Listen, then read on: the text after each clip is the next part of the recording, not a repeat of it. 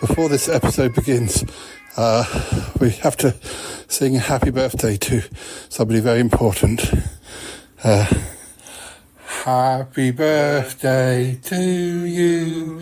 Happy birthday to you. Happy birthday, dear Dealey. Happy birthday to you. 20 years old, Deals. How did that happen? 20. What do you say? Have you got anything to say? No, you were speaking just a moment ago. Yes, it's true, Dealey is 20. Happy birthday, Dealey. Well done. And he's currently with Callum, who's here, so he's very happy. Yeah, this is your birthday present, Deals. Do you remember him when he was little? Oh, I remember when I was little. Yes. Yeah, we found some photos of you, Deals. There's some photos of you two. Jumping up on the curtain. Chatting away, hanging off the curtains. Nothing's changed. Hanging off my leg. Something like that. Nothing's changed. That's it. No. What? You don't have to come to me. Make the best of your time with Callum, Deals. I must protect Shy Yeti. How are you? Hope you're fine. This is the Shy Yeti Show. Okay, away you go. Why have I got horns? Oh no. Oh, it's the Shy Life Podcast. Oh, there's going to be some drama ahead. All I wanted was a pie, and then I hatched out of an egg. Okay, bring the mic over. He's ready to record. Is it metaphorical? Is it deep? Can you hear me okay? I can. Boy, he's not all that shy is right. Such a wimp. Blimey, Governor, it's the Shy Life Podcast. Oh my goodness. Hello, Paul. 740. Quack, quack, quack. I don't know how he's done 740. 740. 740. 740.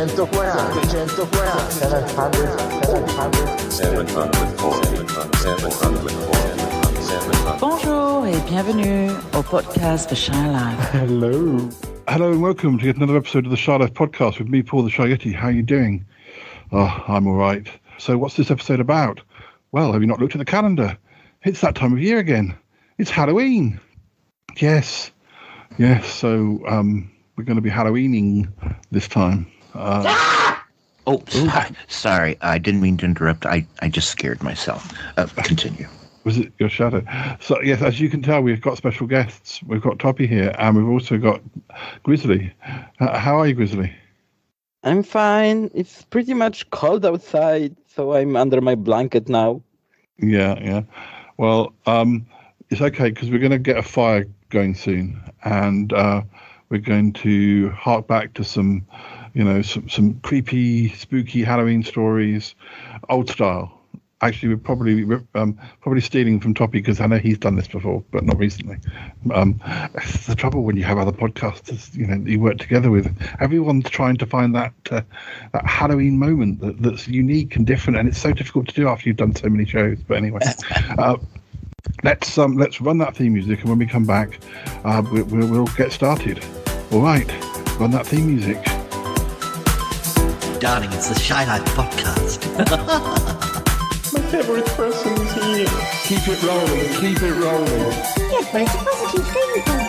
The highlight, the Shy Life. I'll go anywhere for a potato. Delicious. Hello, campers. How are you? Go Shy Yeti. Oh, I hope he hasn't found out my secret. I think he has. I love the Yeti'S. It's my favorite thing. If you thought that was bad, just listen to this. Yeah, I'm strangely drawn to Yeti Uncle John's ankles as well. I could eat more body weight in crisps. Has anyone seen my hot sausage? It's all gooey and meaty and yum. It was enormous. I don't think I'm ready to speak about it.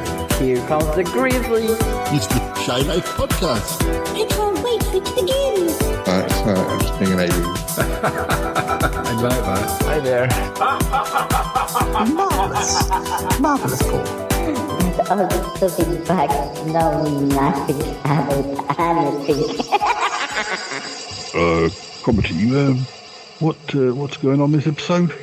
Oh, Yeti Uncle John, it's fine. It's just a Halloween episode. There's no such thing as just a Halloween episode.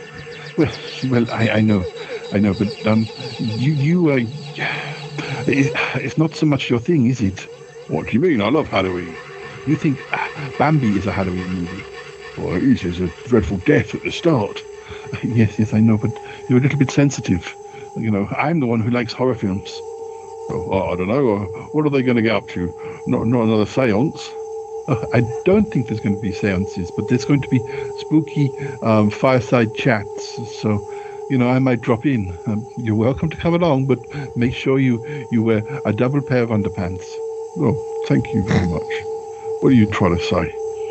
Well, anyway, let them get on with it. You know. Yes, all right. Well, I mean, my favourite scary movie is Mary Poppins. Uncle John, this is the problem with you. Most people don't think of Mary Poppins as being a scary movie. It's very scary. There are pigeons and scariness. Get your Uncle John, go and sit down.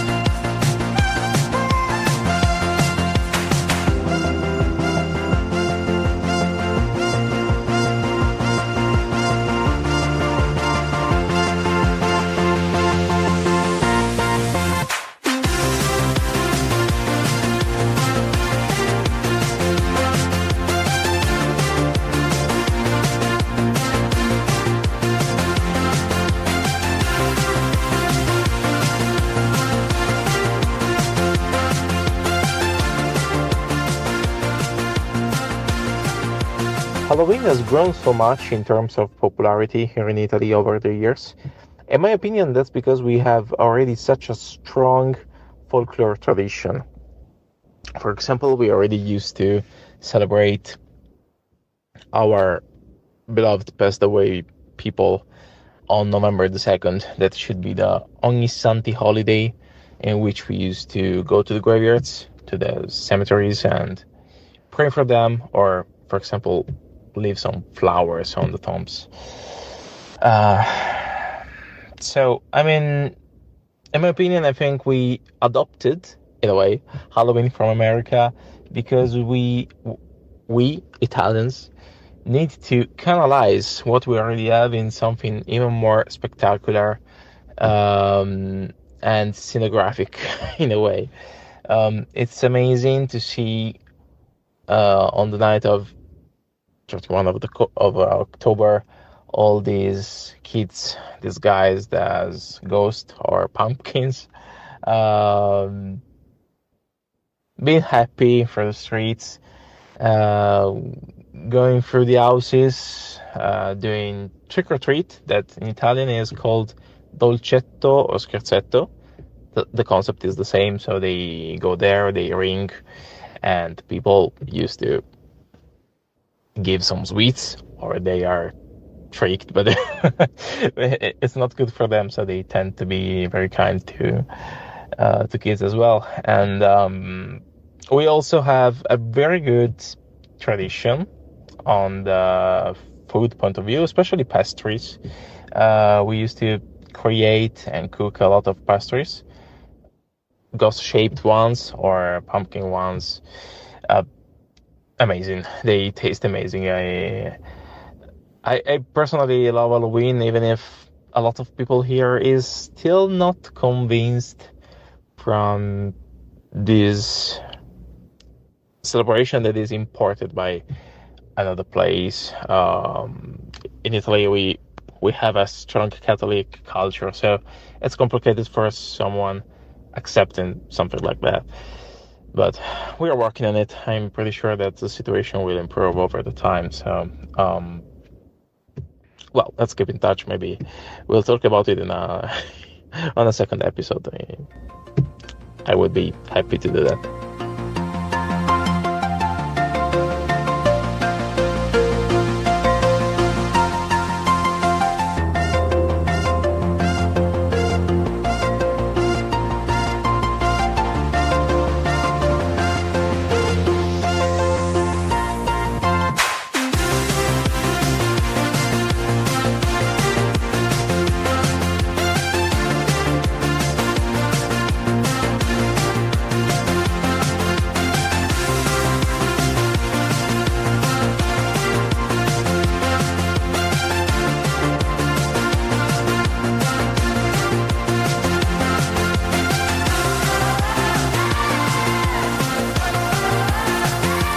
So, guys,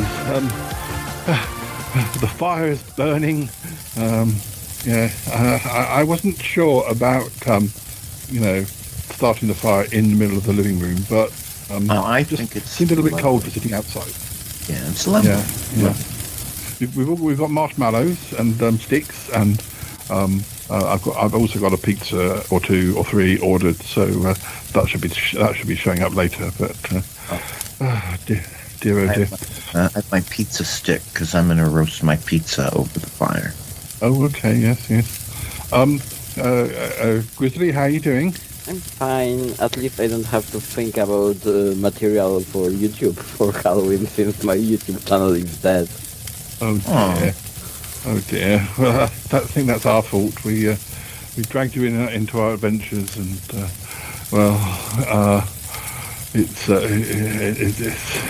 it's a casualty, a sad casualty of the Yeti influence. But can I check, because I know you're a little bit more on the Yeti Uncle John side of things when it comes to Halloween. Not such a big fan of scary movies, or are there some that you're happy with? Well, I like slasher movies because they are not so scary, but bloody. But if we're talking about classic horrors, I'm super afraid of them. So yeah. Well, I mean, I know you don't like body horror, but then that and sort of torture porn stuff. But nor do I. I don't like that. I don't. The more real it gets, the less I like it. I like there to be a certain amount of ridiculousness. Toppy, you're pretty old school with some of these things. What's the most recent, or what sort of, when does your film era range from? Well, it's mostly the classic horror movies from the 40s that were released in America from Universal, and also the 1950s, especially when they were doing a lot of, I was a teenage monster this, and I was a teenage monster that. Really cornball stuff.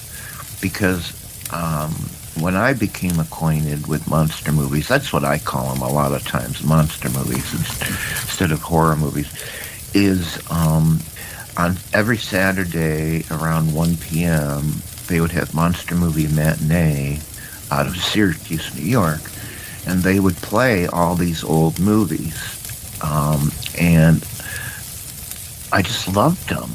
And then, eventually I got much older, and things like The Exorcist. Now we're talking 1970s when things got really real, and I appreciate a lot of the classic 70s, Exorcist, The Omen. I really like those movies.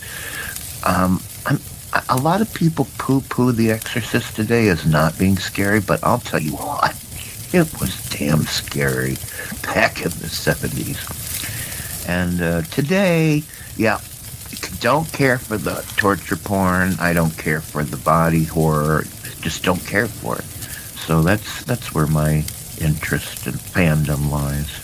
I find there are still some, I like the slasher films, and I like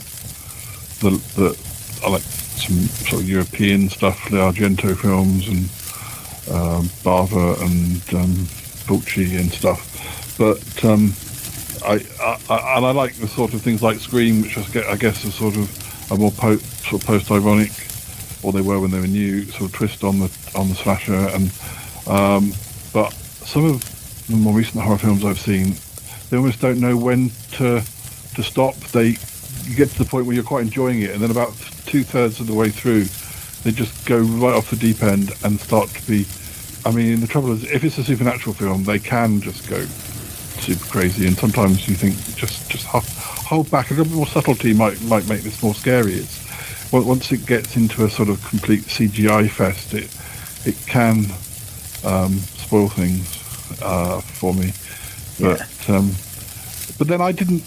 Maybe they'll improve with 20 years time. Maybe they'll look, or you better watch them a bit more and just chuckle at them.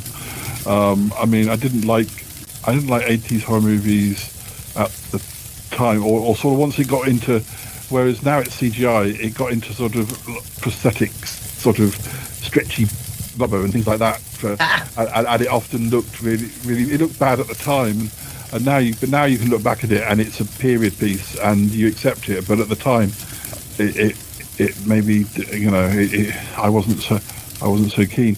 Although it's funny because just the last week I rewatched all 5 Final Destination films. And I actually started with the last one because I was watching with a friend, and it made me want to go back and watch the other ones. And I noticed there was some pretty bad CGI where they were trying to be too ambitious and like having people falling on spikes and things that they didn't try and do any, because a lot of films they mix CGI with real like special effects, don't they? And but this was clearly, this was not. This was all CGI, and I was kind of thinking, oh well, you know, the earlier ones are going to be even worse. But funnily enough, until the first 3, I guess the CGI wasn't even good enough to do that, so they had to rely on real special effects or physical special effects. It was only sort of 4 and 5 in the late noughties and early teens where they thought, oh well, we can do this from CGI. That they made the mistake of trying to be a bit too ambitious and having bridges falling down and bits of big things falling on people, and you know, even people being squashed flat by buildings. You can tell none of it's real. It looks so cartoonish. But yeah, I agree. The last few films suffer from that.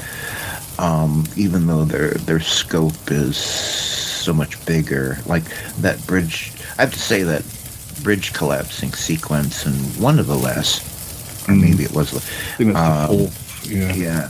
That was really good. I think special effects, when it's like doing a bridge or if you're up in space doing planets or doing spaceships, CGI is good. But when it's like, oh look, we're going to squash people, it does start to look cartoonish. I think there is space for CGI. It's just knowing where to draw the line and doing a close up and somebody being squashed. I think one good example of that is one of the later films. Some poor slob is out in the field, and something triggers this barbed wire fence to go like hurtling towards him, and he gets bisected or quadsected and that was just wasn't good CGI. I really don't mind the CGI in the 5th part of Final Destination because the plot was great. Because for the whole movie you don't even think it's a prequel. So that was a too soon. I'd forgotten that was the twist at the end of that one until I saw it. Yeah, the first time I saw, no, not it wasn't the first time. The first time I saw Final Destination, like after I'd seen it at the cinema, I was actually at JFK Airport in a hotel, and my brother said, "Hey, let's put Final Destination on." I'm thinking, you're just doing this to wind me up because we're about to go get a plane tomorrow, and you're showing me a film about a plane crash at JFK. Thanks. Yeah, I was watching it shortly before my trip to UK, so I was afraid about flying to you too, so... Yeah. Because I was like afraid of flying, and it was like, oh no, I'm going to die in plane crash for flying to UK to meet that guy for the first time ever. Like, I'm so stupid deaf. Yeah. Oh, just sorry. Yeti Uncle John's. Yeti Uncle John, nice to see you. Hello, everybody. Good to see you, Toppy. Good to see you, Grizzly. Nice fire. Yeah, it is. Did you want to join us? I don't know. I think that aren't you supposed to be telling scary stories? Well, yeah, kind of. But we haven't started yet. We were just... Yeti Uncle John, you're not afraid to join us, are you? Because we're going to spin some tales here. Well, you know, I just the magpies are left. I left them on their own, and that they might be nervous. But I won't be far. I can always pop back later. Oh, okay. Gosh, is that the time? I need to get back because I did promise Hubert Gentry that I'd polish his shoes for him. Well, so I'll be back. Right. Oh God, property, you need to maybe jump. Oh, Yeti Uncle John. Hello, guys. I'd like to sit in. I don't know if I have any stories, but I'll sit quietly and listen. All right. Yeah, that's right. Who wants to start? Who has a scary story they want to share? Can be a real one. Can be an experience. I don't know. What I could start if you like. All right.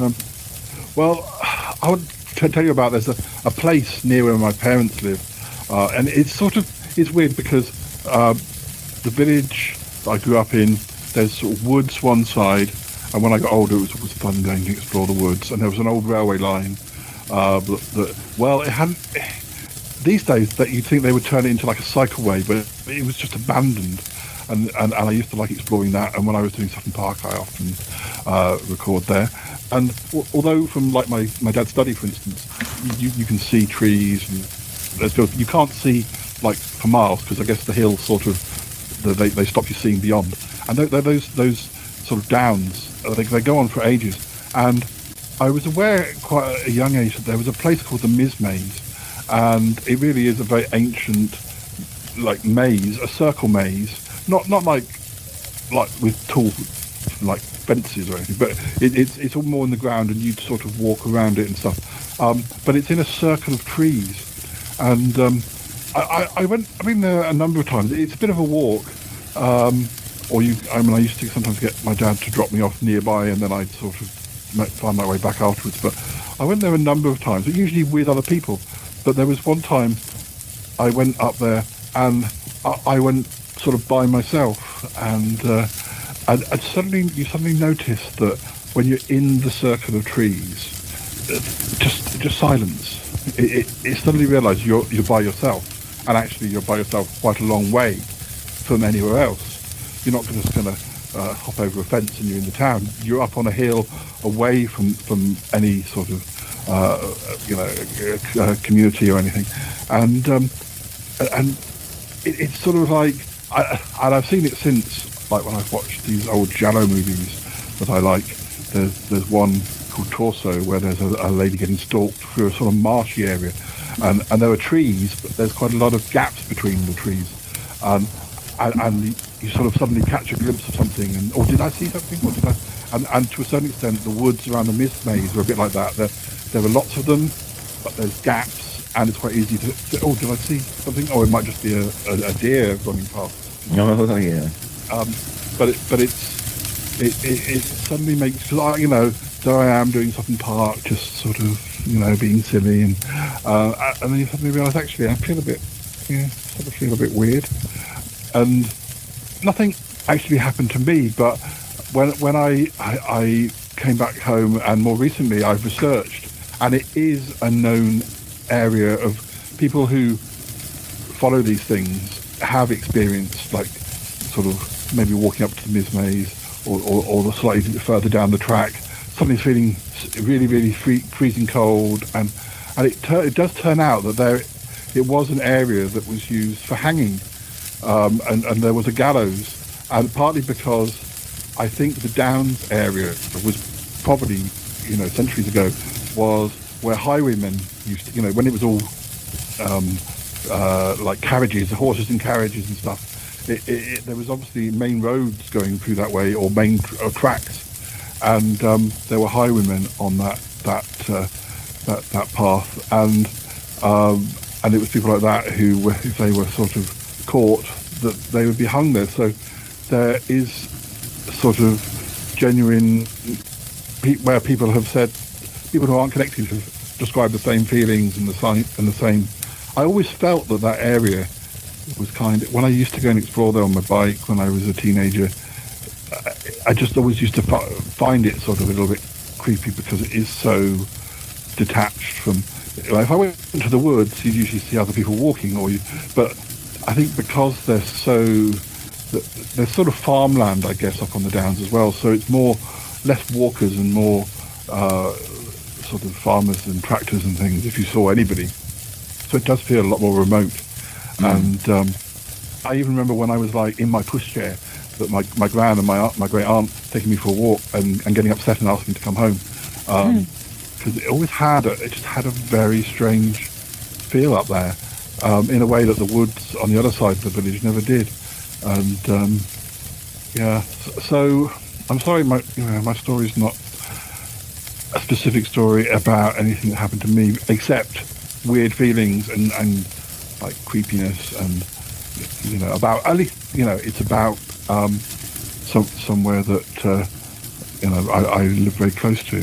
I haven't been up there for years because it's a bit too far to get to these days, but I do keep an eye on sort of forums and things to see if anyone has ever written, if other people have written about it there. There's nothing around here where I grew up that's old enough to be scary. And I think you have to have that kind of, this is an ancient forest kind of feeling. The only time I had an experience like that is when my family took a trip to Ireland back in the 70s. And in Ireland there are a lot of really old ruins, and there was one that was particularly fallen down, but there were a few places that you could crawl into. Now, what they used this kind of cave-like thing for, I have no idea, because the access is very small. But I decided I was going to go in there. And whatever was about this really ancient ruin, it was creeping me out even before I went into that cave. And when I did go into that cave, I think I was there for 3 seconds, and I said, "Nope, I'm backing out." And it really gave me a creepy feeling. Yeah, actually, that reminds me a bit of, not really a creepy story, but a humorous one. Harry went to Egypt with his father, and they went to visit one of the pyramids, and you can sort of go inside, but it's not like walking in and you're having to go up sort of ladders and very sort of small sort of corridors, and really it's a one-way situation. And he got claustrophobia when he sort of first entered to the sort of cool way, and unfortunately the only way really to get back out quickly was to reverse, and then there were people behind him, so everybody had to reverse. God. Poor Harry. I can only picture him like stuck inside a pyramid. It would have been horrible. But I don't think I'd have even wanted to have got. I mean, it's all very nice and very interesting, but you're having to crawl on your hands and knees. And I think for me, in a way, one of the most scariest movies of more recent times is one called The Descent. I don't know if you've ever seen that. It's one that's set down in the caves, and for the first half it's really just about a load of cavers, the whole claustrophobia of things being stuck underground and nobody necessarily knowing where you were, and then there's some monsters living out there as well. It's quite effective. But I recently had an experience with a movie that didn't take advantage of claustrophobia. It took advantage of your fear of heights. For those who have it, and I do, and I watched it. I think it's called Falling, and two young women scale a radio tower that's really, really redonkulously tall, and because it's what they do, like they climb things, right? And it's an actual hobby some people have. Anyways, they get all the way to the top, and through a series of mishaps, they become stuck up there. And the rest of the movie are the two of them on this little platform, really super high up, and they have to somehow get down. And it exploits the fear of heights so well. It's a very recent movie. Yeah. So, boy. I mean, not really horror, but I was scared through the whole damn thing. Well, I mean, it's very easy to sort of redefine what means what's horrible to one person. Is so lots of things that aren't necessarily considered horror. It's like people talk about Alien being a sci-fi film, and it is a sci-fi film, but it's also a horror film.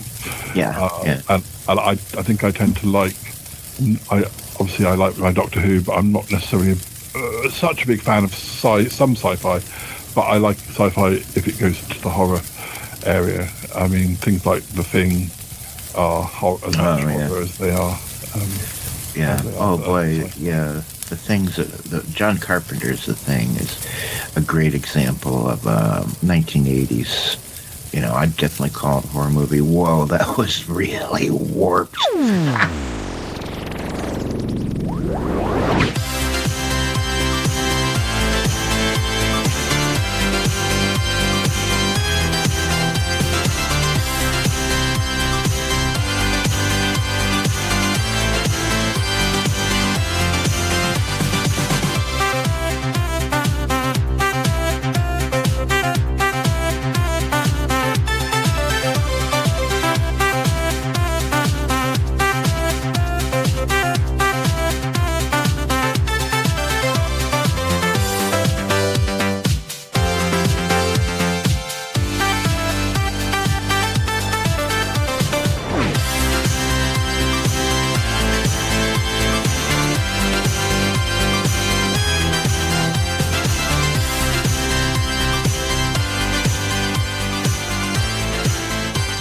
Yeti, this is Adam from Foul Monkeys, here to talk about one of my favorite times of the year, Halloween. Growing up, Halloween was a big deal for me. I always had a costume, always went trick-or-treating. Many years we'd actually have a Halloween party for me and my friends. Everybody would come over in costume, obviously, and we'd watch a scary movie and bob for apples and jump in piles of leaves, all sorts of wholesome Halloween/fall activities. One of my favorite memories of a Halloween party was going to a haunted house with my friends as part of a Halloween party. I was probably like 12 or 13, and this haunted house was put on by a church, so it wasn't super scary or anything, but for some reason I got really freaked out, did not want to go in, got super scared, and my mom bribed me with the promise of buying me a couple of CDs if I would go in, as to like not embarrass myself or ruin the party. So I did go in, got my CDs. I distinctly recall one was Coolio with Gangsta's Paradise, and the other one was this group called Fun Factory. And the song that I loved was I Wanna Be With You. It was like trashy Europop, I love it. But that is just something that I will never forget. Haunted houses were a huge thing. Not quite as big. Like here in the US, there are like these super elaborate, expensive, like multimedia experiences, which I think kind of detracts from the charm a little bit. So I don't do them too often.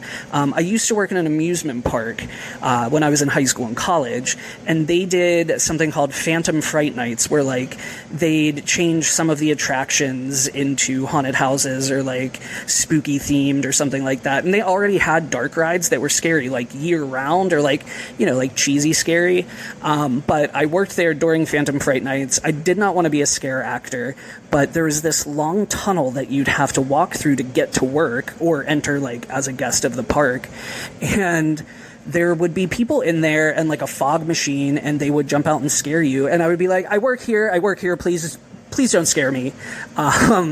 So I don't know. I love scary movies, but somehow I don't like people jumping out at me at all. But otherwise, growing up, like I said, I always had a costume. My grandmother actually handmade a lot of my costumes, one of which was a scarecrow. But my favorite that she ever made was Darkwing Duck, which if you don't know Darkwing Duck, he was a duck superhero crime fighter. It's from a Disney show, and his name was really Drake Mallard, but he fought crime as Darkwing Duck. So I had like an actual duck bill and like a little duck tail that my grandmother put together, and it was insane, and it's one of my favorite Halloween costumes ever. If not, it is probably my favorite Halloween costume. As far as decorations goes, I don't think there were ever like big decorations like there are these days in the US. Like I'm talking like there's like a 20-foot skeleton in my neighborhood in somebody's yard. We didn't have things like that growing up. We had orange and purple lights, and my favorite decoration was this thing called, I think they call it like popcorn decorations, and it's a bunch of little pieces of plastic kind of melted together in the shape of like a ghost or a pumpkin or something like that. And they're vintage and retro now, so they cost a lot of money on eBay. I recently found one in an antique store. It was actually super cheap. It's a pumpkin. I'm so excited about it. We decorate all over our condo for Halloween. There's decorations up right now. George loves to decorate. We love celebrating Halloween together. We have people over for scary movie nights all the time. We eat a lot of Halloween candy. My favorite Halloween candy, growing up, I really like peanut butter stuff. I still love peanut butter stuff, so like Reese Cups, things like that. But there was this one lady in my neighborhood who would give out these drinks called Huggies, which is a brand of diapers here, but these were actual drinks in like little clear plastic barrels with a foil top that you would like either poke your finger through or poke a straw through, and they were like super sweet, sugary fruit drinks, absolutely delicious. And if you got one of those, it was like the holy grail of trick-or-treating. But this one lady always had them, and she was my favorite. And then in regards to scary movies, my all-time favorite is Nightmare on Elm Street. However, that's not really a Halloween movie, so I don't really ever like to watch that around Halloween. Of course, as cliche as it is, the original Halloween, absolute banger, classic, always a fun time during Halloween season.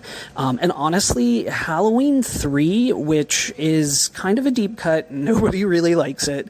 I love it. It's weird and creepy and sometimes problematic, but the lead actor is actually from my hometown of Pittsburgh. I've met him a few times. Really cool guy. So I love to have that connection with it, I guess. But it's just weird, and it's very, very Halloween-y. Otherwise, Hocus Pocus, always a classic. George loves it. We always watch it. We have people over to watch it. But yeah, in regards to Halloween, I think that's about everything I have to say. Hopefully, I get to hear some more fun Halloween stories when I get to listen to this episode. So thank you so much, Yeti. Always a pleasure. Bye.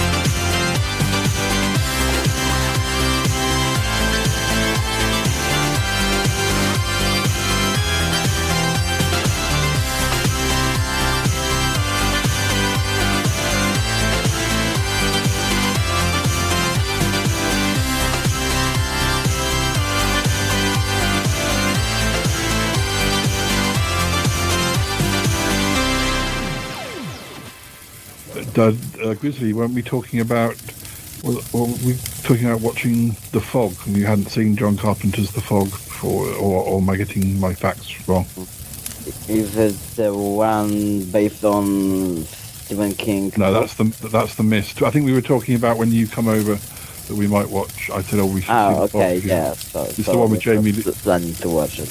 Yeah, it's the one with Jamie Lee Curtis, and it's. I like her. Yeah.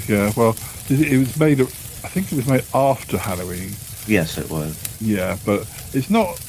It's not super scary. It's good and atmospheric, but it sort of. It's not like, I don't think it should scare you. I think you're right. It's creepy, but it's not. You'll be able to watch it. Yeah. Get a kick out of it. I'm able to watch everything, but I hate watching horrors on my own. I've never watched Ring or The Curse, especially the Japanese ones, because they are more scary than American ones. But I enjoy all the Final Destination, Resident Evil, Aliens, the first one at least I watched. So if there is some action, then I can bear with it. I think the most recent old horror film I've watched, and I can't remember if I think these films have got over. Obviously, Toppy, you know about Hammer horror films. Yeah. But did the Amicus films like Tales from the Crypt and the Amicus was like the sort of rival film company to Hammer, and yet it still had the same actors, like Peter Cushing and Christopher Lee, and the films that Amicus are best known for, the sort of portmanteau ones where there's 3 or 4 stories with maybe a wraparound plot, and there's one of my favourites is called From Beyond the Grave, where Peter Cushing is running this old junk shop, and different people come into the shop and they kind of either try and steal rather than buy, or they try and, like, one man changes the price tag. It's actually quite it's interesting because it's got Donald Pleasance in it, and his actual real daughter playing his daughter. And but I mean, this is from '74, so she was an adult, and I mean, Angela Pleasance is quite a big, relatively famous film actress herself, often in horror movies, very distinctive. But I do like those sorts of. I mean, there have been films more recently where they've tried to do that sort of like 3 or 4 stories, or maybe even more, but I don't know if they quite get the right, the right feel. I mean, I guess it goes back to those ones like Dead of Night in the 40s or 50s or whenever that was. I agree. Some of the more recent attempts don't match the creepiness that I recall in some of the, movies where they show 3 or 4 stories. From the 60s and early 70s, they really were creepy. And, I think of, like, a more modern movie like Creepshow. And, I don't know, it just wasn't creepy. Creepshow wasn't creepy. Yeah. Nick and I tried to do I had a vision where I'd do 2 stories and Nick would do 2 stories, but I don't think Nick had actually seen the Amicus films to kind of.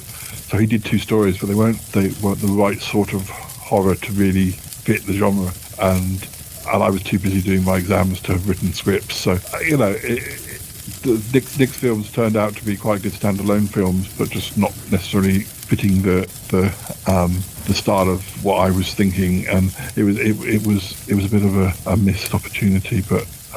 It's difficult, and at the best of times when making films on a very low budget or non-existent budget. But yeah, sure.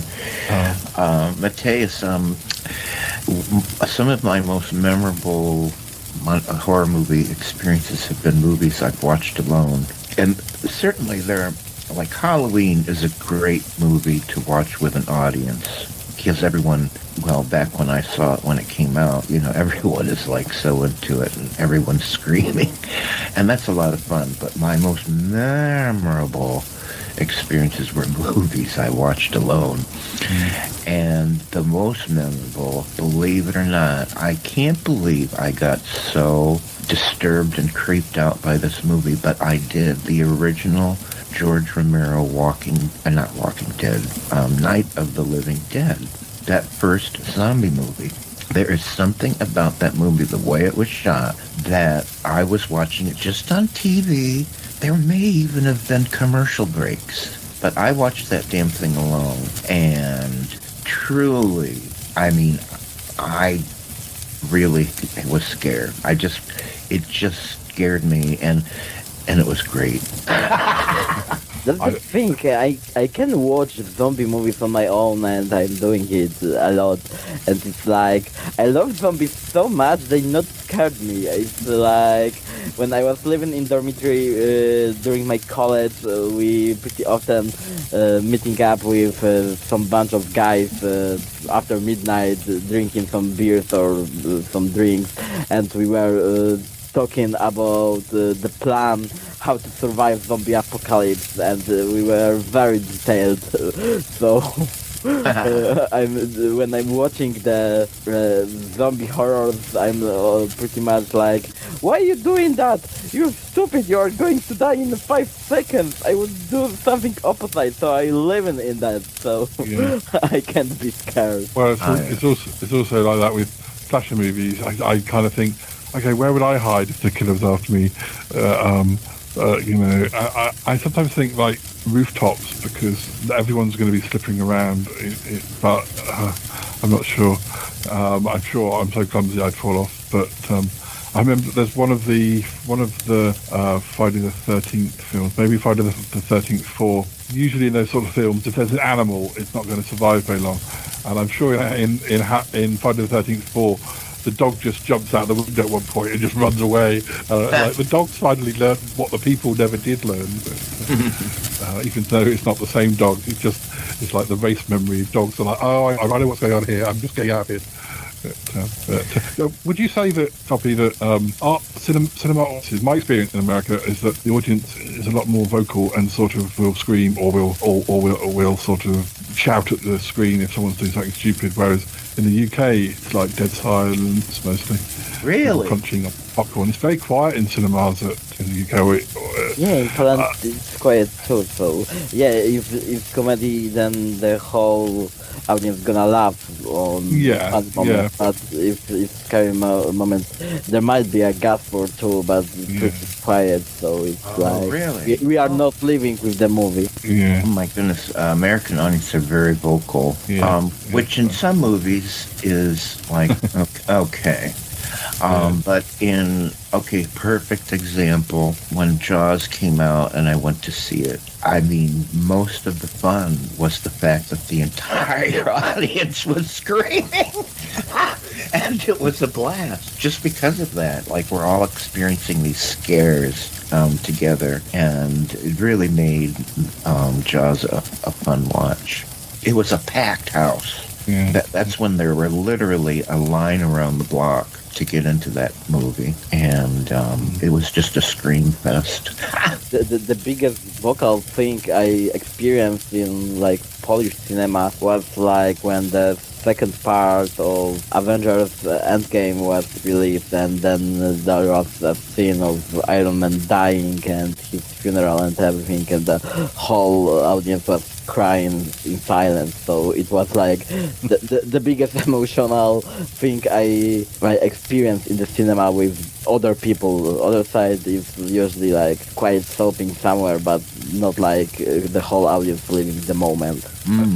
I think I'm not going to tell the story again because I've told it so many times, but I think a lot of my first experiences with horror movies was on cheap, either rental videos or videos I bought cheaply from rental places.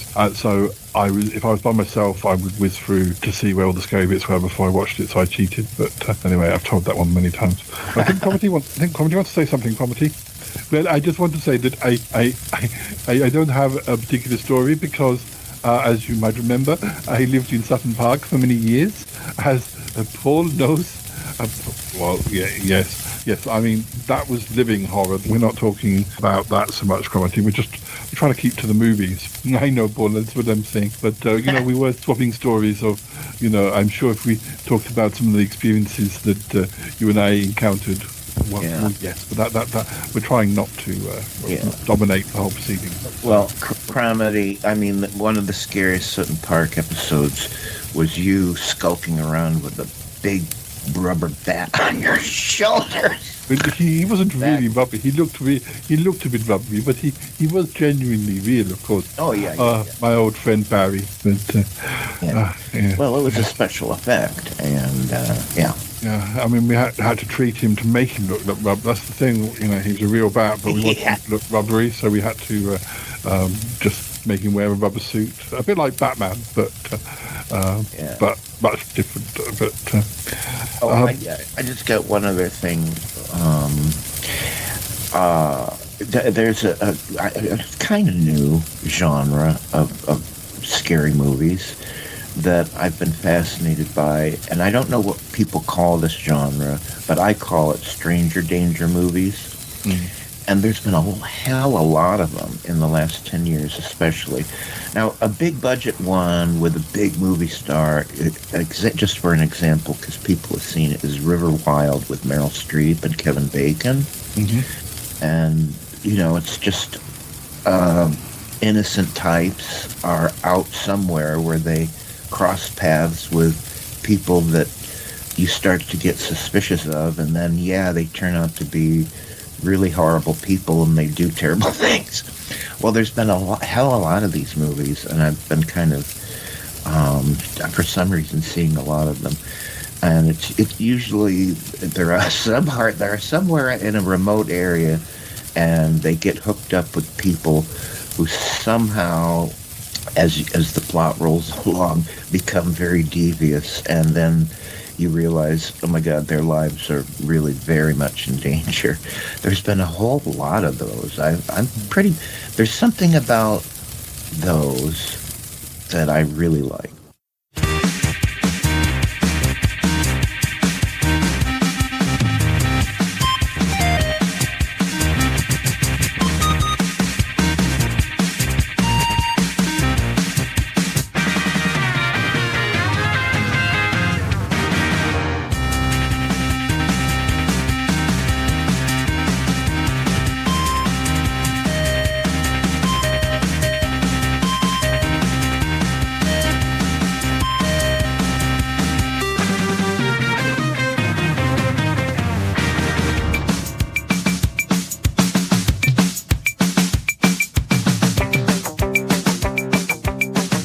Okay, so you want to know some history of Big Fatty at Halloween. Well,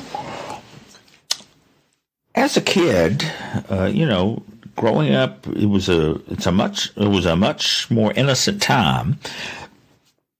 One of the memories that I tend to share each year is there's a picture of me. And I'm wearing a costume that's supposed to look like a teddy bear.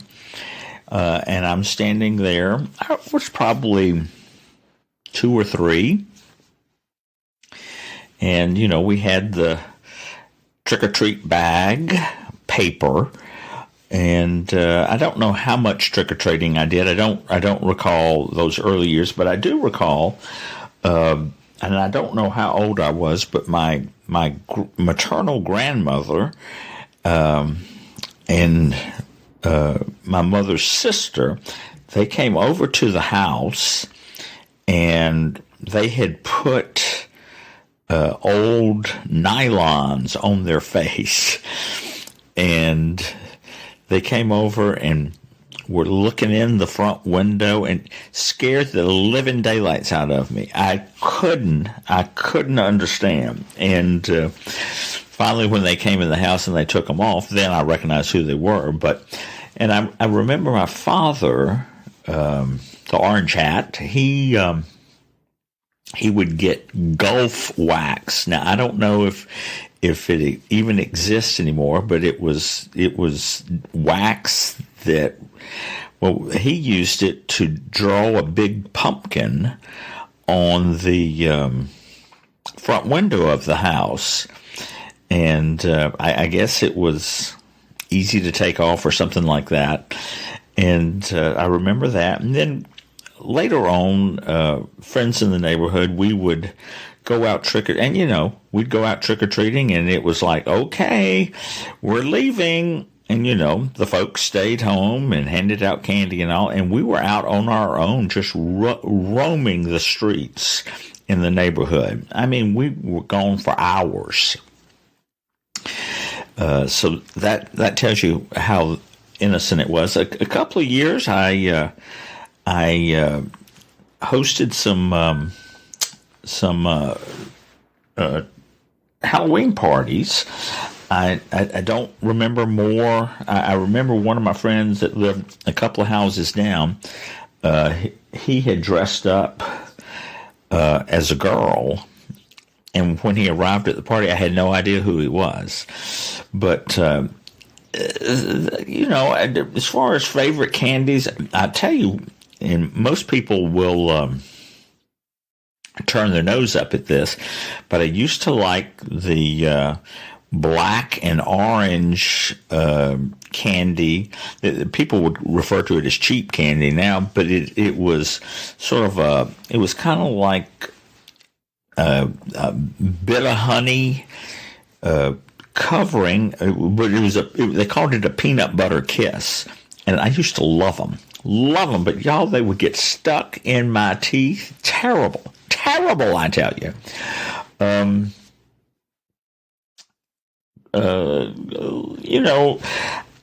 didn't go to a lot of Halloween parties, and at a point, Halloween became amateur night as an adult, and it was that was the night that people just would go out and get crazy. It was very similar to New Year's Eve. People would go out and get drunk, get crazy, and I just didn't want to be around that.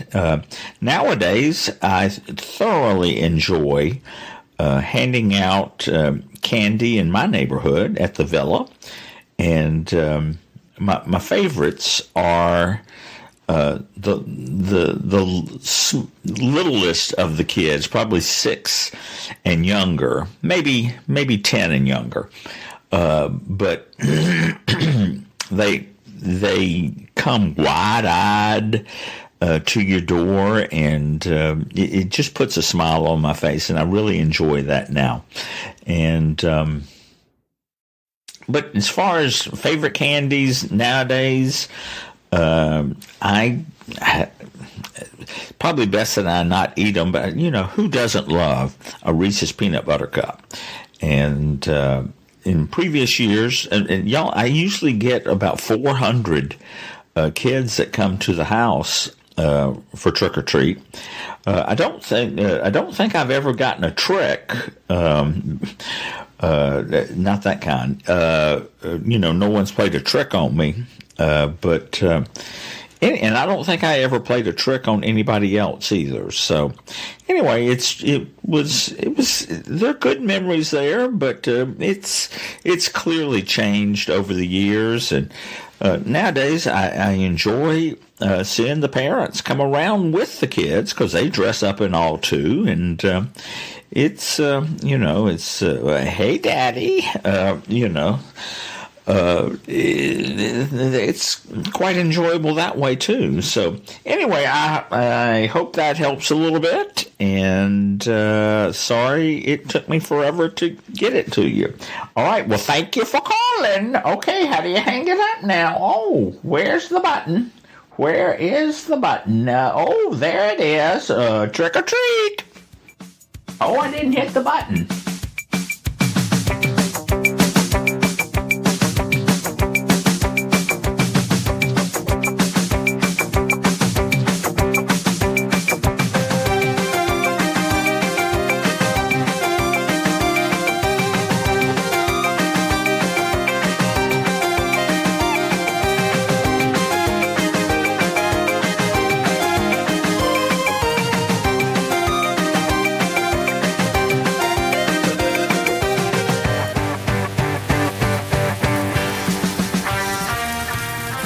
Grizzly, I don't know.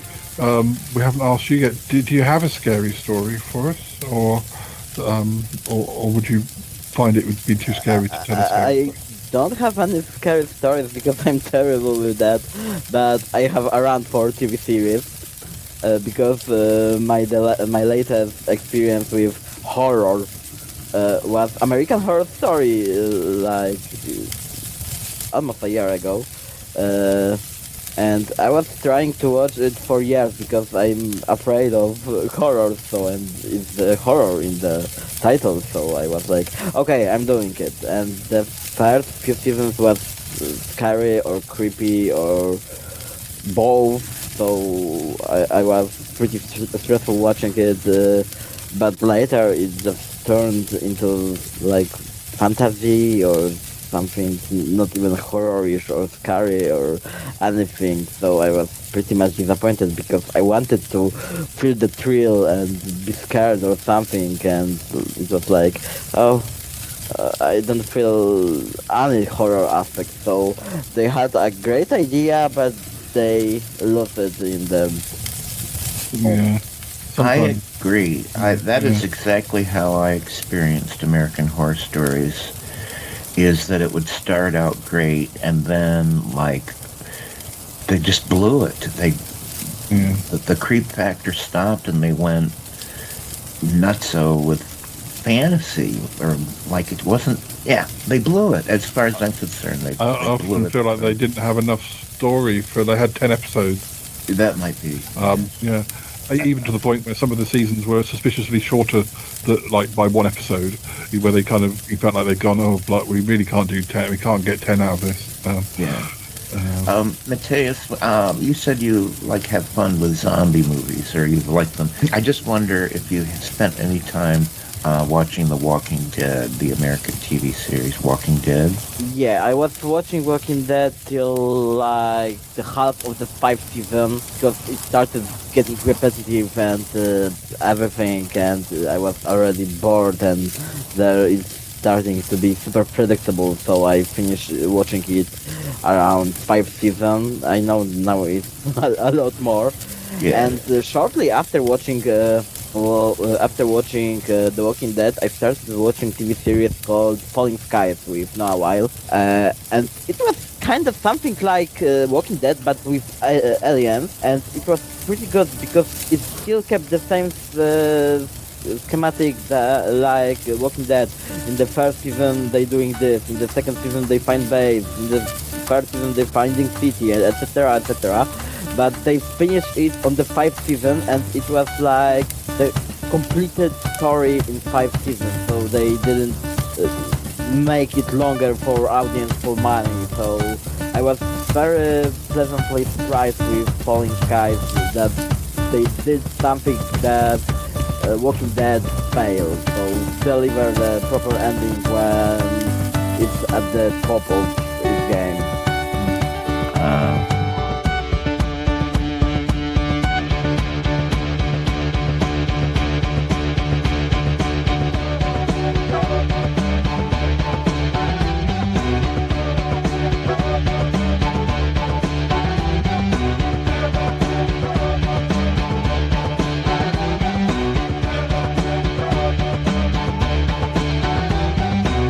So it's hard to say where my obsession with Halloween and spooky stuff and horror movies and all started, because as a kid, I was a little bit of a scaredy cat. I didn't really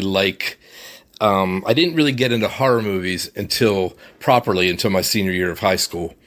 I don't feel like there was haunted attractions and stuff around then either, to the extent that they are now by any means.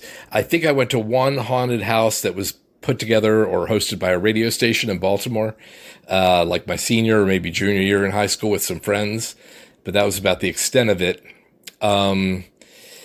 I always loved trick-or-treating, which I guess most kids did, so that certainly didn't set me apart. I grew up in a neighborhood that was all row homes, and it was a very easy place to go trick-or-treating because you just had, home upon home upon home all linked together.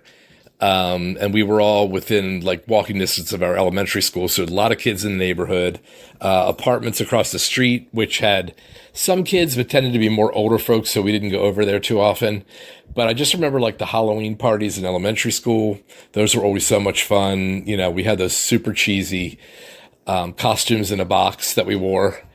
But I didn't properly get into like going to haunts and stuff until the 2000s. And I don't know. There's something about, I really appreciate the fact that people can put together these scenes and things, and the actors can get so into it and really enjoy scaring people. I've had a few times where I've been able to scare children, and I have to say it's a lot of fun. But the main reason I never acted or went to really act in any of them is because then I would have to commit to a season of not doing haunts and actually working in one, which probably would have been a small price to pay, but I never wound up doing it. So anyway, I guess I'm maybe in the 50s somewhere of how many haunted attractions I've done. There are quite a few in like a 4-state sort of surrounding area to where I live. So I always try to hit at least several per season. And it's always interesting to me that these independently owned haunts, whether they're on people's farms or some place where they lease or whatever. I'm not talking about like home haunts where people do it out of their house, but these these professional ones, but the ones that aren't owned by like the theme parks. It's amazing to me how some of them are so good that they easily compete with the things I've seen at Six Flags or Busch Gardens or King's Dominion. So anyway, yeah, that's just kind of the long and short of it for the haunts for me. I enjoy when they're able to actually scare me. Unfortunately, it doesn't happen very often because a lot of times I'm pushed to the front, and the actors a lot of times will not go after the person in the front because they know that's probably not the most scared of the group. So a lot of times I'll see things coming before people behind me do. But I just really appreciate the time and everything brought into it. It's like being able to go into a horror movie and know that you're going to survive it and your friends aren't going to die either, but you just get to appreciate everything around you. And I hope that I never stop being in love with them. As far as Halloween itself, unless I'm invited to a party, which isn't super often, I don't tend to dress up very much. And you'd think I'd love staying home and handing out candy to kids, but I'm not really a kid person. So, if I have something else to do on Halloween night, I am just as likely to do that as to handing out candy. But I love it all. The horror movies kind of came later on, I would have never done the spooky haunts that I do now if I was, 8 or 10 years old and going through them. I bravo to the kids that do these because there's certainly plenty of them. Maybe today's kids are different, but I'm not sure I would have appreciated it at all. So, but I'm glad I get to enjoy it as an adult. So anyway, that's my 2 cents about that subject. Talk to you soon. Bye.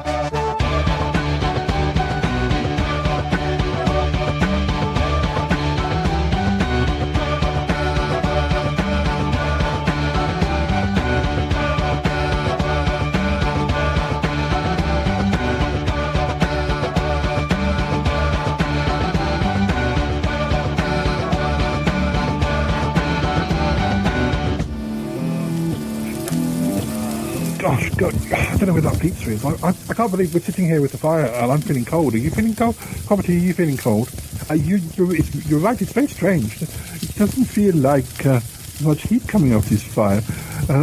It just suddenly got cold. It's like, whilst we've been talking. Yeah, maybe we're conjuring up spirits or something. All this talk of ghosts and spookiness and horror movies and Chrissy, you alright? Yeah, I'm alright. I took a bottle of whiskey to be braver, we're talking about scary things, so I'm pretty good mood. You're right, Top. You look quite warm still. We're all freezing here, but are you alright? I'm sorry, did you say something? I'm staring at the plane. I feel weird. You feel weird? Yeah. you do look a bit weird now. Your face isn't usually green, is it? I don't know, but I do feel odd. Do I look? I feel odd. You look kind of green. Cromitty, what do you think? I mean, goodness, I don't think he looks well, but Grizzly, stay back. Is there any chance that maybe we have somehow conjured up something? Toppy, did? Oh dear, you shouldn't be eating the stick. You're supposed to eat the marshmallow. Oh dear. No, I think this is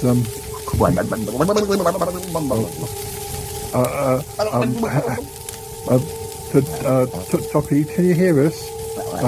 I mean, are you still Toppy? Toppy's no longer here. Okay. Grizzly, what can you do? You know magic. Is there anything we can do to get him unpossessed? Well, he's clearly possessed. You can see jelly dripping from his ears. It's like ectoplasm. I tried to put that spell on him, but... Careful, you might don't turn him into anything. Oh, no. It's like simple light spell that's supposed to make a hologram to, dispel ghosts and demons, but I'm not good with light magic, and, I'm a bit drunk, so it might not work. But let's try it. No, it's clearly not working. Sorry. Oh, Property, what can you do? Well, I think, we just have to sit it out. Whatever it is possessing Toppy. Your mama sits on swings and sucks lollipops. Hello, guys. What's going on? Has the pizza arrived? It's a bad time for you to have arrived. What do you mean? What's wrong with Toppy? He's possessed by something. We've talked about horror films far too long, and he's become possessed. I don't know how it happened. I guess something was passing through the room, and it seems to have linked onto Toppy, being that he's like, the king of podcasting and everything. Uncle John, your toes have mustard on them. Oh dear, that's not a very nice thing to say. I've tried my toes being not mustardy. Oh dear, is he really possessed? I would think so. We've just got to find a way of unpossessing him.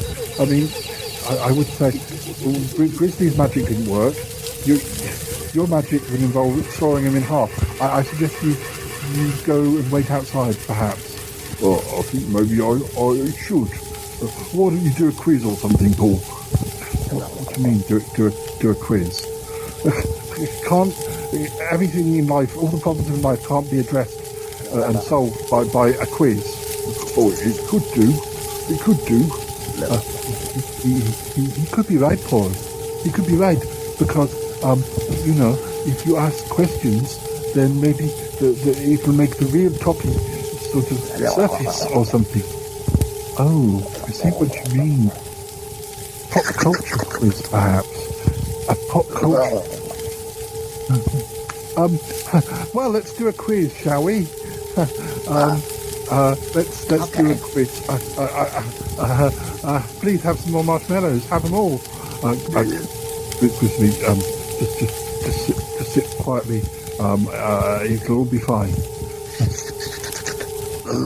Okay. Grizzly, you have marshmallows coming out of your ears. You like marshmallows? Yes, well, it's all very, very well and good, but look, let me just see if I can find a nice quiz. We all love doing quizzes in times like this. Don't get too close to the fire, because it's not good for you. Dear, oh dear. Oh, here we go, music. Crap, we are. Let's go from really hard. Oh, I can hear birds. Wow. Where did that come from? Gosh. Wow. I'm sorry, Paul, it's just my watch. Tweet. Oh, okay. Birds from hell. That was your watch. Must have quiz. Ooh, I'm gonna eat your quiz. Okay. Right. So, first question for you, Toppy. Toppy's not here. Oh, what's your name? What address me as Tobias. Right. Tobias. Can you answer this question? Singer Dan Reynolds is the frontman for which US rock band? The Monkees. The Monkees. I'm afraid that's not the right answer. Do you know, Grizzly? No idea. Gosh, well, the answer is Imagine Dragons. But never mind. Let's ask another one. Okay. Yes. The National Opera Company, Opera North, is based in which English city? The city of Opera. No. Columbus, Ohio. Sadly not. Grizzly, any idea? Liverpool? Nearly. It begins with an L. It's Leeds. Yeah. Right. Well, let's continue on. No points yet. But yes. Question number 3. Which composer wrote the Brandenburg Concerto? Beethoven. Sadly not. Any idea, Grizzly? I'm not that old to know that. Well, sorry. What about you, Comedy? Sorry, I haven't involved you. It's okay. I'm petrified. It's fine. The answer is Johann Sebastian Bach. Okay. Which singer released a 1993 album entitled Music Box? Tiny Tim. Alas, I'm afraid not. Grizzly. Prince? No, I'm afraid it was Mariah Carey. We've got a couple more questions. I'm afraid the points aren't looking that good. What is the title of the Beatles' last album released in May 1970, just before they split up? Yellow Oatmeal. Alas, not. Any idea, Grizzly? Word Peace? No, it's Let It Be.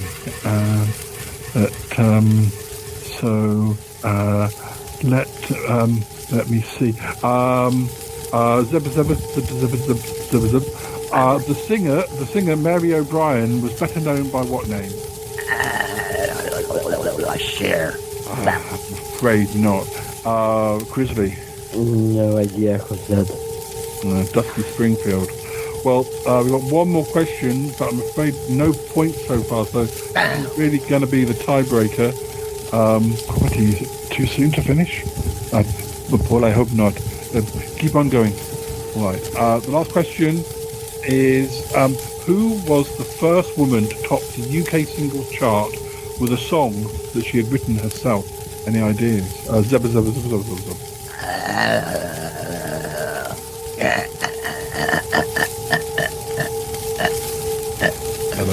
I'm thinking. Oh, sorry. It's not looking so green, is it, Comedy? No, I think the battle between the eternal, the Toppy and the Zeb, he's making him lose a hold of Toppy. A Toppy or Toppy?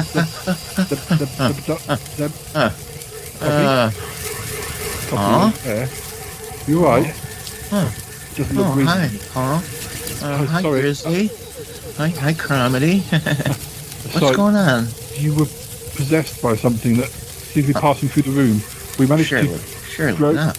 Yes, we managed to drive it out by asking you quiz questions about pop culture that you didn't know the answer to.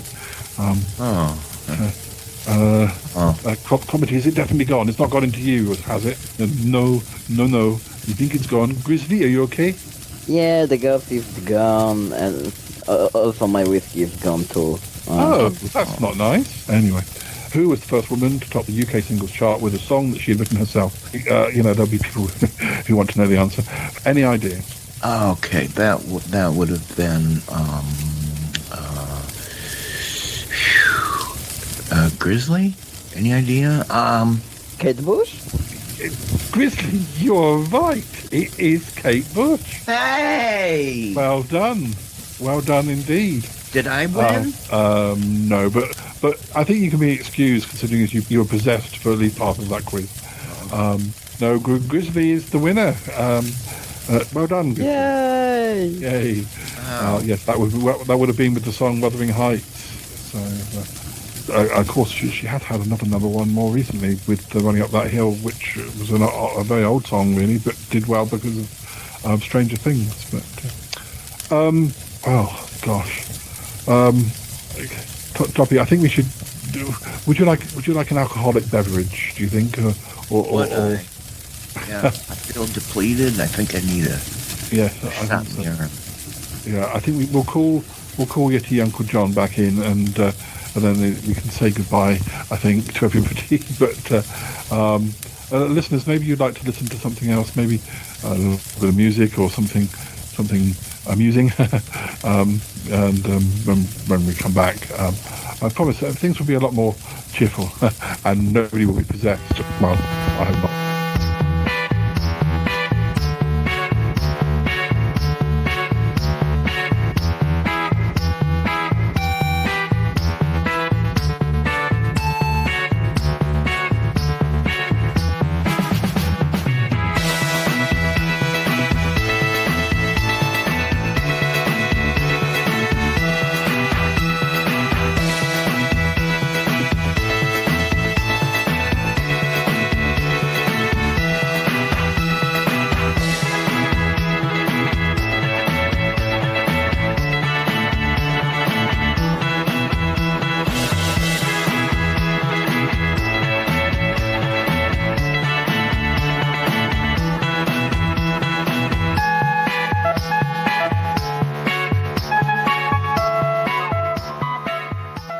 Hello, Paul. Hey, Warren. How you doing? Welcome to what's going on? Halloween. Oh, yes, it is. Yes. I just wanted to ask you a few questions about either the sort of Halloween films you. Just you and I. Yeah. There's no one else here, you know. Nobody else. Good. No. Yeah, ratings have been poor recently. No, I just wondered, Can't believe that. what horror films you've been watching recently, or what ones do you want to be watching around Halloween? If you have any regular favourites. My regular favourite, I think we've talked about regular favourite, and we did that quite recently because we did Deathline. That's one of my gory favourites. I love Carpenter films. I do like the original Halloween. I'm a great lover of the original Halloween, and I remember the first time I sat up and watched that on my I must have been about 12 or 13, and it was a BBC Two job, and I had my black and white portable telly with a really sort of fuzzy picture because I didn't have a proper, and I watched it with the lights off at about midnight, and I was absolutely captivated by it. I thought it was fantastic. Absolutely scared the bejeebers out of me. And of course, I've been living in the old country house, and it's creaking and whatever, and the parents were out Halloween evening, and I can remember watching that, and then I could hear the front door going, oh crikey, who the hell's this? It's like, it's dark downstairs. Things like The Fog. I like The Fog. Yeah, I was going to say. I've always liked The Fog. Yeah, I like the concept of thought. Yeah, that's The Fog is one that I was my friend of the show, Grizzly Stroke Mateus. No, not Grizzly Stroke, the same person. Mm-hmm. Depending on what day it is. Stroking Grizzly. Yeah, he has to be in the mood for. He's only in the mood for certain horror films, and I sort of said, I think you can cope with The Fog because it's not super scary. The Fog, it's just scary enough. I think it's probably a good one to show somebody who's a little bit nervous about horror. Yeah, because there are a few jump scares that I think you can if you prepare somebody, you're gonna have the heckles on the back of your neck go up, or you're gonna jump a couple of times. But there's nothing gory there. No, it's not. I don't think there's anything gory in it. No, it's more psychological. I do like a good psychological one that gets in your head. Yeah, I love psychological. I mean. Then you look at something like The Shining, which really, I can remember I came to The Shining very late on because I did not want to be frightened by The Shining. And I'd had a couple of beers and The Shining was on and I thought, I'm going to sit and watch it. So, and that starts messing with your head. Yeah. And that gets oh no, I don't like this. This is very uncomfortable. And I forced myself to watch it. And it's watching that delve into the darkness of somebody's imagination of weird things that are happening, the isolation of it, knowing that there's no help, nobody's going to come and rescue them and things like that. It's like an old dark house story, but set in this huge old-fashioned Art Deco type. Have you watched hotel. Have you watched any Friday the 13th? I do quite enjoy Friday the 13th film, especially. Well, no, pretty much all of them, but the early ones are probably the best. No, you see, I did like, and the ones that really did scare me were Freddy Krueger, Nightmare on Elm Street 1 and 2. They really did scare me. It's the idea of you falling asleep and him getting into your dreams and killing you in your dreams. That really did sort of, I don't want to go to sleep after watching that. That really did mess with me a little bit as sort of late teens. But that's good because that's a real teen screaler, and like it's like the Scream films, isn't it? I love the Scream films. And the Scream films because they're quite a parody to a certain extent. Scream films are, aren't they? And then you'd have the comedy ones because there was the scary movie. Scary movie, yeah. I mean, but Scream is that it plays to all the tropes of a horror film. You're a young teen, your parents are away, the phone rings, and somebody says, "I'm watching you, I'm coming to get you." So what do? You jump up, jump up, and you run upstairs. Why? Why don't you run out the door? Why don't you dial 911? Put the phone down, dial 911, or scream your head off. But no, you run upstairs. So where there's no escape. The good thing, I think, I mean, I do like Halloween. I do like some of the Friday the 13th films and some of the Nightmare on Elm Street films. But I think all of them, almost as it goes on, the characters become too powerful and they get, whereas in the early films, I mean, not with Nightmare on Elm Street, but particularly with Halloween and Friday the 13th, the baddies become too powerful or even supernatural. Well, they become almost they're unkillable parodies of themselves in the original film. Yeah, and it gets to the point where, how are we going to kill this off? Another one is It, because that's Stephen King as well, isn't it? Yes, because the two-part TV movie. I used to love that movie. Pennywise the Clown. Beep beep. We all float down here. The good thing about the Scream films, I think, is that at least the killer isn't the same each time. So they haven't done that thing where it's the killer gets more powerful each time because it's a completely different person each time. That's very much like Psycho, isn't it? That was Psycho was very much like that. But I do like Psycho. Even as a film, it doesn't scare me, but I can understand the provocativeness and the fear factor when it would been shown at its time. Yeah. But when I first watched something like Psycho, I thought this is actually quite tame. Yeah. But then you look at the psychological inferences from it, where his mother is actually dead and she's a skeleton in a rocking chair at the top of the house. That's quite creepy. But I'd also like sort of bats on strings type films as well that aren't so horrible. You know, that's why I like Dark Some of your Shadows. hammers could be fun. That's why I like Dark Shadows. Yeah. I like Dark Shadows because it's full of that sort of things, and sets falling down and actors falling down. And but so far this autumn I've been watching. So rewatching some of the Amicus films, which we've talked about, one of those for your show, and particularly the 70s ones, Tales from the Crypt and Vault of Horror, and Asylum, and From Beyond the Grave. I've been rewatching all of those. There's such a good range of actors in there, and they're all sort of people like from Doctor Who or from other movies, and I'm just, one thing I should say is how many of these films are on YouTube if you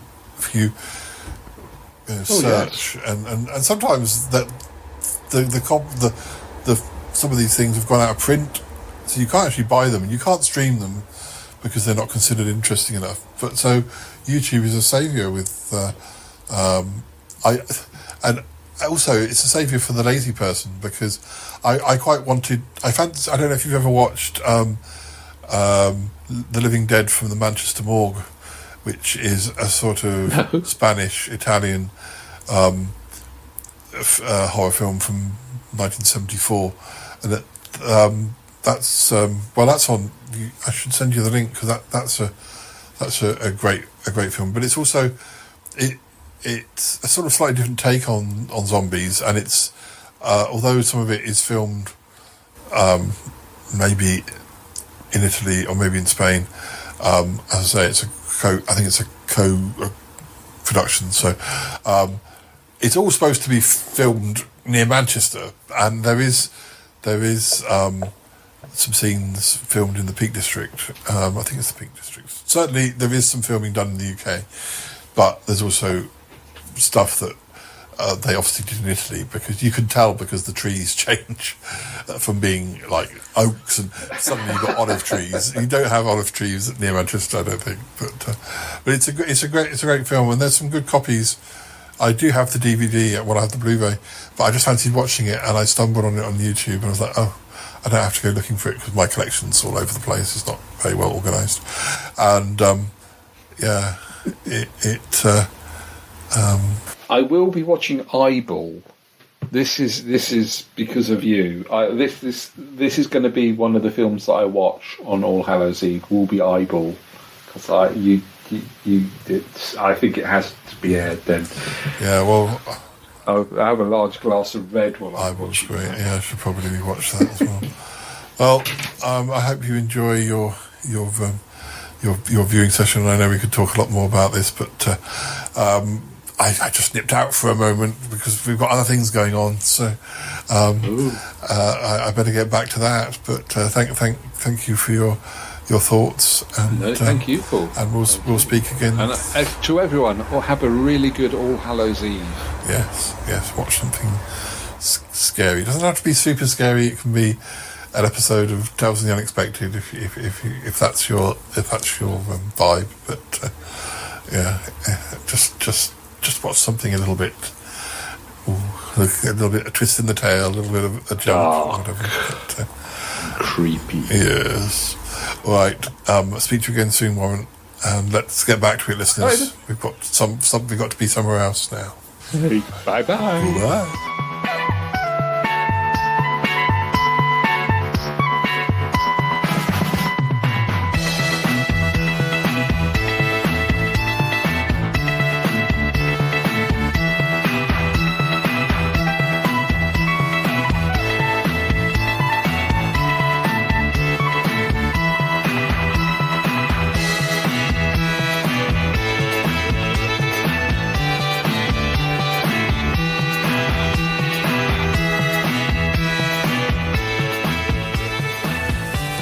Oh, Toppy, are you feeling better?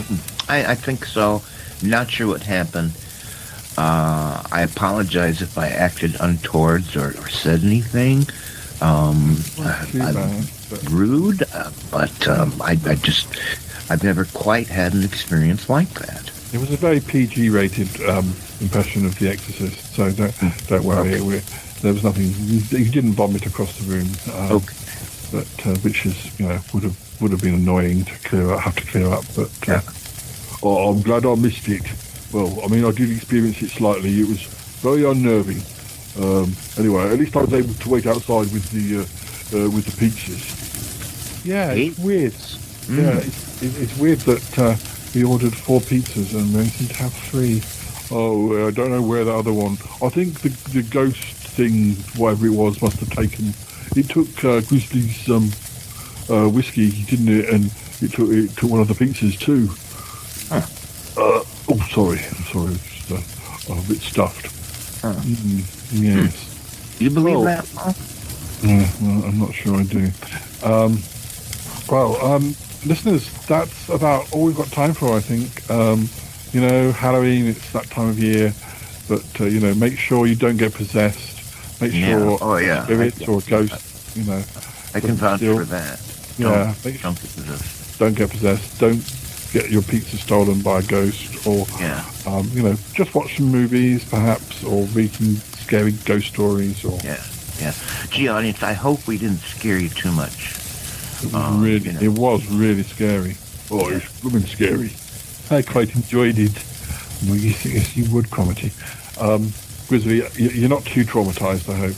No, I'm afraid of horrors, no real life monsters. Okay, yeah. Talking of which, when's the election, Toppy? It's coming. It's coming soon. Oh no. Anyway, listeners, we'll speak to you again soon. We've got plenty of episodes in the can, and so we will be back again. And of course, we say goodbye, but we'll be back in just a second. So just to speak for a moment or two more. Okay, goodbye for now. Say goodbye, guys. Bye.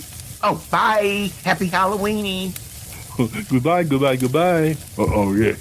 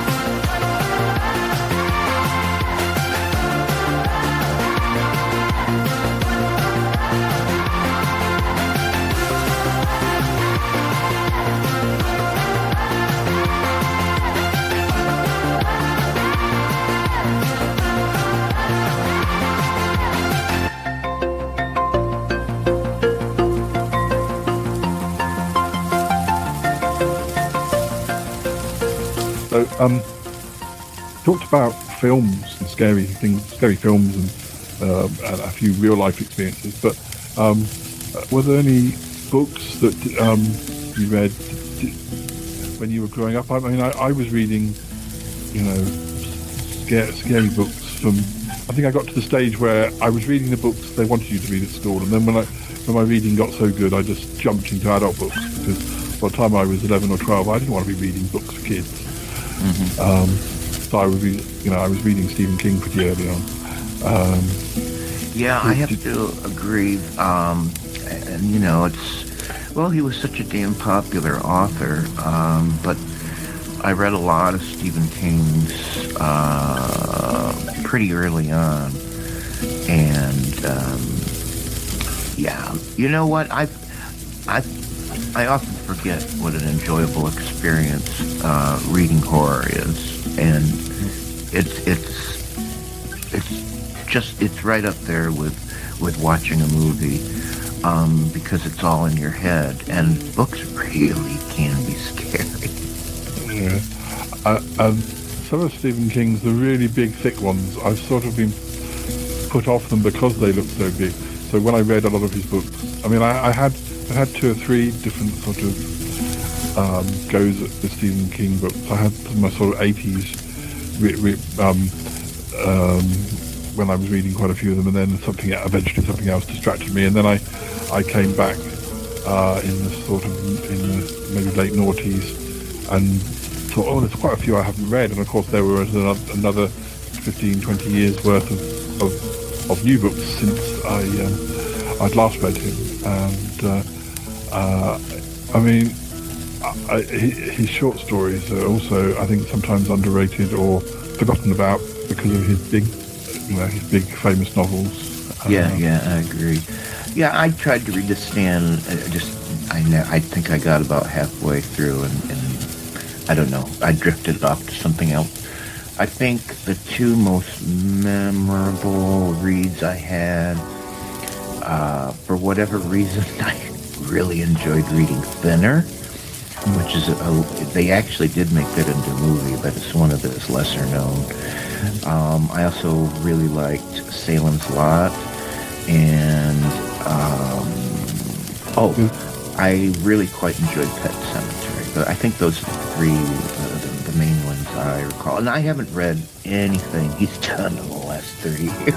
I read, because he's written a few shorter novels, I guess because, I don't want to sound morbid, but I guess he doesn't know how much time he's got. So maybe there isn't the time to write these big, thick books. It's better to write, 200 or 300 page novels. And there was one set in a fairground, which I can't remember off the top of my head what it was called, but it's a much more recent one. And he's also written a few that are kind of maybe almost supposed to be thrillers, but they still had a supernatural slant to them. I'm always kind of interested in his short stories, or even his he's done 1 or 2 where it's been more like 4 novellas in a book. I was just gonna say, and for a great, for a really old novel, Dracula by Bram Stoker is a great read.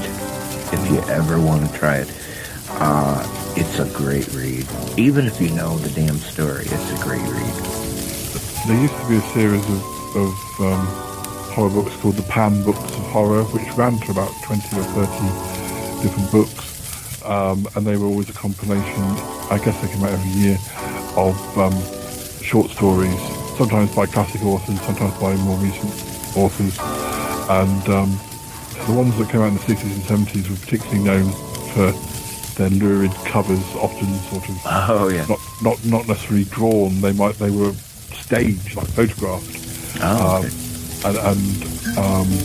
but kind of definitely attracted me when I was in sort of junk shops. And I did a couple of years ago try to collect the whole set, but it was actually harder to get the later ones, bizarrely, because the early ones had been produced in such a big quantity that there's still quite a lot of them still around in second-hand shops, whereas the last few books perhaps they weren't so popular and they weren't so they weren't published in such great numbers, so they're now harder to come by. So it's sort of weird. But, what about you, Grizzly? Have you ever been much of a reader, or? Well, I've never read any horror book, and I pretty much started reading things after I graduated high school, so I was very into Agatha Christie books with Hercule Poirot. And I think the scariest book I ever read was an autobiography of Sylvia Plath, because there was a lot of mental issue and psychiatrist word, pretty much asylum from American Horror Stories, so it was pretty dreadful. Yeah, we studied Sylvia Plath for at school, and she was a strange, in a way, choice of poet, but we didn't really do any other poets in the whole of school. We might have done the odd poem here or there. If we'd have been at university, there by choice, it might have been a better thing to have taught more mature students rather than people who are more interested to know what happened to her. But I kinda read it to my final exam from Polish language, because in high school we have maturity exam at the end of the school, and from oral exam from Polish we had to make a presentation about some books we read, so my title was Suicide is a Bravery or Cowardly, based on some old books, so I was reading that Sylvia Plath's autobiography, Sophie's Choice. I supposed to read it. I watched the movie with Meryl Streep. She was terrible as a Polish Jew, so... And there was Veronica Just Die or something like that. I'm not sure the English title. Catch You in the Rye. But it was the Paulo Coelho book, and I had to analyze why they wanted to kill each other, so it was okay. Scariest book I ever read was, I don't know if you heard of it, there's a book called Alice in Wonderland. It's really trippy. This poor girl falls down the rabbit hole, and suddenly there's in this strange world where there's all these evil cat and with a big smile and playing cards and a walrus and then she has to drink something. It's really trippy. I don't know who wrote it. Oh dear, I've never got over that. Oh dear. I definitely prefer Alice in Borderland. I think you should stick to, I don't know, old fairy tales, Grimm's fairy tales. They're absolutely petrifying, aren't they? Three Bears, and Red Riding Hood, and all those things. They're quite scary, really, and yet people read them to their children. But not in our house. Oh dear, no. Oh dear, we'll never have slept. Dear, Uncle John. Well, I'm sure we'll find a book that you can read that won't scare you one day. Oh, I don't know about that. Oh dear. I don't know how you worked in a live before. I gotta go now! Bye! I want to sit down with you! Gotta go! Bye! Goodbye, goodbye, goodbye. Goodbye. Yes, goodbye. Wow, really? No kidding. Thank you, darling, and you too. Bye-bye. This show is part of the Pride 48 network. Find more shows over at pride48.com. What's going on now? Oh, it's the Shy Life Podcast. Let's go. I have a voice. I have a voice. You have a voice. You have a voice. We have a voice. We have a voice. Unique voices in podcasting. UnivazPods.net. That is so cringe, oh my god. You're a man of culture as well.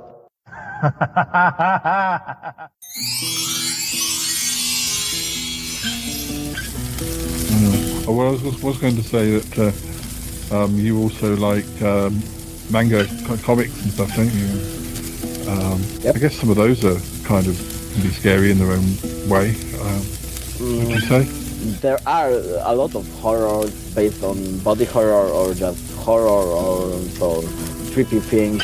And usually if I have to do something with that, I prefer to watch anime because reading horror manga, I mean, I would have to spend money for it, and probably there is more than one volume, so I prefer to focus on the things I want to read, like mostly so-called shonen genre, so it's like about superhero or power of friendship, big battles and saving the world, than some horror things.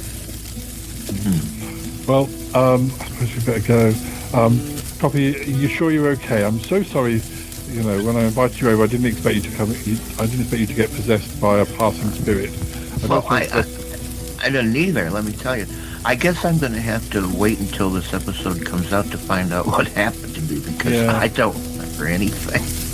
I mean, I don't suppose we'll ever get an apology, but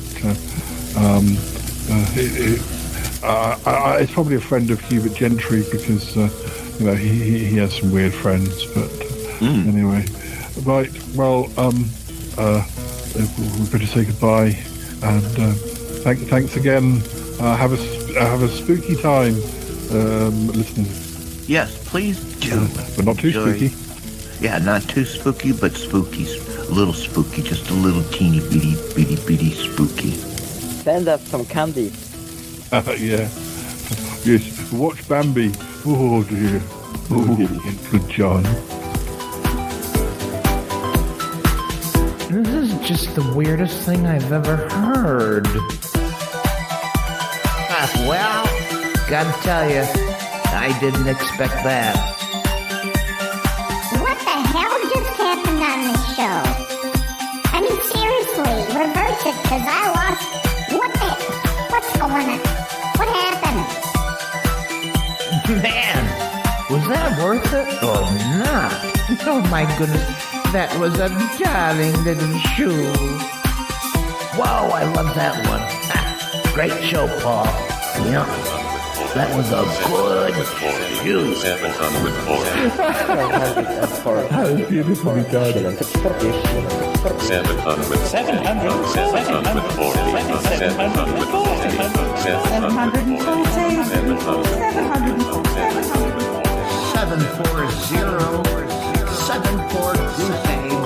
Oi, oi, that's your lot. Bye.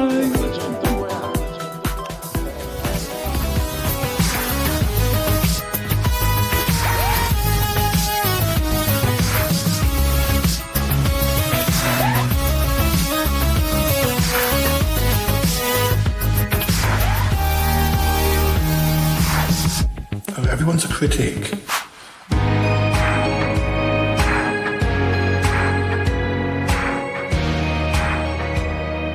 You can always call me.